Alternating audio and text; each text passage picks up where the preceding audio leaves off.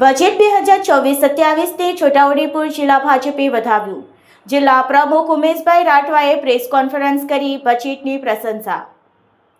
કેન્દ્રીય બજેટ 2024-27 રજૂ થયા બાદ દેશભરમાં તેના પ્રત્યાઘાતો જોવા મળી રહ્યા છે. આ કાર્યક્રમમાં આજે છોટાઉદેપુર જિલ્લા ભાજપ કાર્યાલય ખાતે એક મહત્વપૂર્ણ પ્રેસ કોન્ફરન્સનું આયોજન કરવામાં આવ્યું હતું.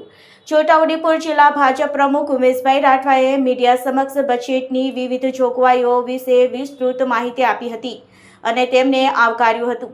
જિલ્લા ભાજપ કાર્યાલય ખાતે યોજાયેલી આ બેઠકમાં પ્રમુખ ઉમેશભાઈ રાઠવાએ જણાવ્યું હતું કે વર્ષ 2024-27ના બજેટ વિકસિત ભારતના સંકલ્પને સિદ્ધ કરનારું અને સર્વસમાવેશક છે. તેમણે બજેટની પ્રશંસા કરતા કહ્યું કે આમાં ખેડૂતો, યુવાનો અને મહિલાઓ અને ગરીબ વર્ગની કલ્યાણ માટે વિશેષ ભાર મૂકવામાં આવ્યો છે. ઉમેશભાઈ રાઠવાએ પ્રેસ કોન્ફરન્સ દરમિયાન જણાવ્યું હતું કે આ બજેટ દેશના આર્થિક તંત્રને નવી ઊંચાઈએ લઈ જશે. છેવાડાના માનવીય સુધી વિકાસના ફળ પહોંચાડવાની સરકારની નેમ આ બજેટમાં સ્પષ્ટ દેખાય છે. જિલ્લાના વિકાસલક્ષી કાર્યો અને આદિવાસી વિસ્તારના ઉત્થાન માટે બજેટમાં જે જોગવાઈઓ છે તે આવકારદાયક છે. રિપોર્ટર મોહસિન સુટ્ટી, છોટાઉદેપુર.